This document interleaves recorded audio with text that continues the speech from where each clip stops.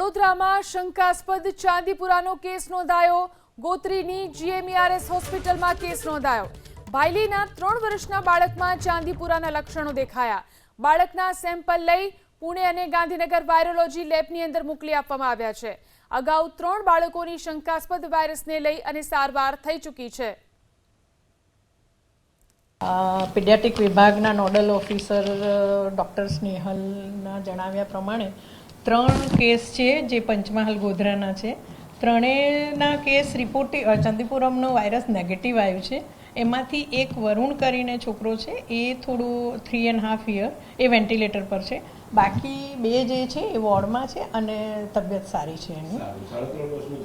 3.5 વર્ષનું treatment according to જે એની protocol છે એ પીડિયાટ્રિક વિભાગના પ્રોટોકોલ પ્રમાણે એની ટ્રીટમેન્ટ ચાલી રહી છે, પણ એને વેન્ટિલેટર પર મૂકવામાં આવ્યું છે। મોસ્ટ ઓફ ધ બધા પેશન્ટ ગોધરા પંચમહાલ બાજુથી જ આવે છે, તો આઈ થિંક ત્યાં પણ થોડું વર્કઆઉટ હેલ્થ ડિપાર્ટમેન્ટ તો વર્ક કરે જ છે।